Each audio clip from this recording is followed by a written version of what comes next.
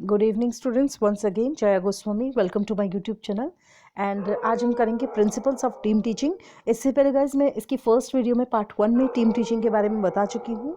एक बार फिर से मैं इसको रिवाइज करा रही हूँ कि टीम टीचिंग दो टीचर्स या दो से ज़्यादा टीचर्स जब आपस में मिलजुल के कोलैबोरेटिव तरीके से टीचिंग करती है, टीचिंग को इफेक्टिव बनाती है एंड अपने अपने एक्सपर्टाइज और अपनी अपनी एक तरह से कहें तो एक्सपीरियंस के बलबूते पे अपने अपने टॉपिक्स को पढ़ाती हैं और टीचिंग में बहुत सारा फ्लेक्सिबिलिटी आ जाती है, रिस्पॉन्सिबिलिटी कलेक्टिव तरीके से लेती हैं एंड इवेलुएशन भी इसमें कलेक्टिव तरीके से होता है एंड टीम बना के रिस्पॉन्सिबिलिटी टोटल ली जाती है और एक के ऊपर इसका बोझ नहीं पड़ता एंड टीम टीचिंग इस तरीके से करी जाती है और इसको कहते हैं।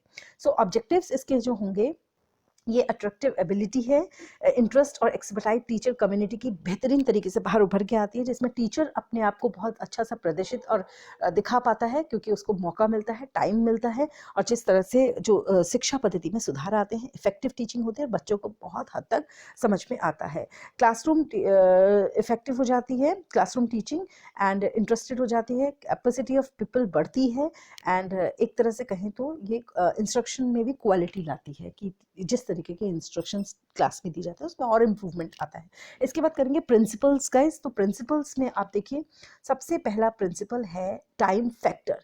देखिए, team teaching the duration should be decided on the basis of subjects importance. यहाँ पर सब्जेक्ट की इंपॉर्टेंस को देखकर ही टाइम डिसाइड किया जाता है। ये नहीं कि आपने हर चीज़ के लिए इक्वल टाइम देना है या ज़्यादा टाइम देना है या कम टाइम देना है। देखिए, अगर कोई सब्जेक्ट मोस्ट इंपॉर्टेंट है तो उसके लिए समय उसी तरीके से बांटा जाता है और जिस सब्जेक्ट को इतनी ज़रूरत नहीं होती, मीन्स जिस लेसन को इतनी इंपॉर्टेंट नहीं होती, उसको थोड़ा सा कम इफेक्टिव करा जाता है। तो इस वजह से क्या होता है, समय जो है to allot much time to an unimportant subject makes the team teaching ineffective. So guys, यहाँ पर बहुत ध्यान रखा जाता है कि टीम टीचिंग में ड्यूरेशन ऑफ टाइम, ओके।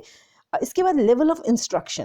देखिए, before imparting instruction to the peoples initiative behaviour of the learners must be observe. देखिए, जब भी आपको किसी को इंस्ट्रक्शन देनी है तो सबसे पहले जिसको इंस्ट्रक्शन देनी है उसके बिहेवियर को ऑब्जर्व करना बहुत ज़रूरी है। क्या वो उसके लायक है, क्या वो तैयार है। आप तो इंस्ट्रक्शन दे देंगे, क्या वो उसको ले सकेगा, तो किस तरीके से वो लेगा, उसका इनिशियल बिहेवियर, लेने की तरीका, लेने की समझ, उसकी मेंटल एज, उसकी एक तरह से क्रोनोलॉजिकल एज, उसका हर तरीके का आंकलन और उसको ऑब्जर्व करना बहुत ज़रूरी है। उसके लेवल्स को देखना ज़रूरी है और उसी तरीके से उसको इंस्ट्रक्शंस दी जानी चाहिए। तो ये भी इसका एक बहुत ही टीम टीचिंग का प्रिंसिपल है। And third, objective supervision. देखिए, as the type and the method of supervision depends upon the objective of the group. Supervision किस तरीके का हो, ये इस बात पर निर्भर करता है कि उद्देश्य क्या है ग्रुप का। वो जो टीचर्स हैं आपस में जो मिलकर कलेक्टिव टीचिंग कर रहे हैं, उनका उद्देश्य क्या है, सुपरविजन भी उन्हीं पर निर्भर करेगा।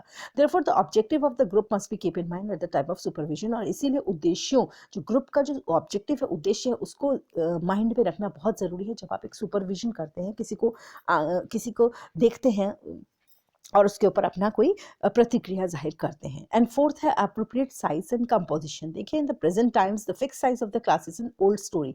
पहले की कहावत थी कि बहुत ही फिक्स्ड साइज होता था क्लास का, ये बहुत पुरानी बात हो गई।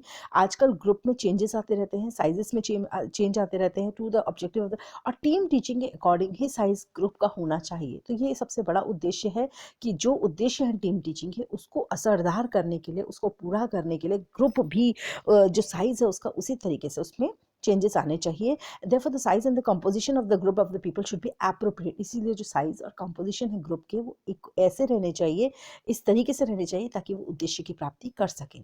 ठीक है, ना ज़्यादा बड़े ना कुछ ज़्यादा कम।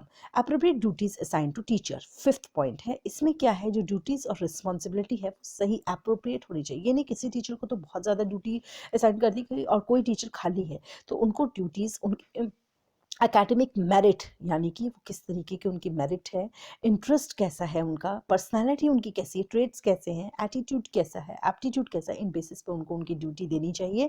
और टीम टीचिंग में team members are selected very carefully. Team members को भी सिलेक्ट करने में बहुत ही सावधानी बरतनी चाहिए। कहीं ऐसा ना हो कि टीम टीचिंग तो हो लेकिन उसमें जेलसी, एनवी, इस तरीके की चीज़ें जन्म ले लें जो आपस में टीचर्स को तो हार्म पहुँचाए, इसके साथ बच्चों के करियर और उनके फ्यूचर पे भी एक तरह से प्रश्न चिन्ह लग जाए और उनको बहुत दिक्कत हो, तो यहाँ पर भी लोगों का चुनाव करना, टीम टीचिंग के मेंबर्स का चुनाव करना, उनको एक ड्यूटी से साइन करना, ये भी एक बहुत बड़ा प्रिंसिपल है गाइस। और सिक्स्थ है लास्ट, प्रॉपर लर्निंग एनवायरनमेंट। यहाँ पर टीम टीचिंग तभी सक्सेसफुल है जब एक प्रॉपर लर्निंग एनवायरनमेंट मिलेगा, जैसे कि लाइब्रेरी का प्रोविजन, लेबोरेटरी, वर्कशॉप्स, जहाँ पर कार्य करके दिखाया जा सके। तो ये सब टीम टीचिंग के प्रिंसिपल्स हैं। तो गाइस फिर से मैं इनको रिपीट करूँगी। टाइम फैक्टर, समय, टाइम ड्यूरेशन, किस सब्जेक्ट को कितना इंपॉर्टेंस देनी चाहिए, अनइम्पॉर्टेंट सब्जेक्ट को उतना इंपॉर्टेंस नहीं देनी चाहिए, ये टीम टीचिंग को इफेक्टिव बनाता है, नहीं तो टीम टीचिंग इनइफेक्टिव हो जाएगी। लेवल ऑफ इंस्ट्रक्शन, कि लेवल ऑफ इंस्ट्रक्शन इस बात पर निर्भर होता है कि आपको लर्नर्स कैसे हैं, उनके बिहेवियर को आंकना, देखना, इस तरीके से इंस्ट्रक्शन देनी चाहिए। Third, objective supervision,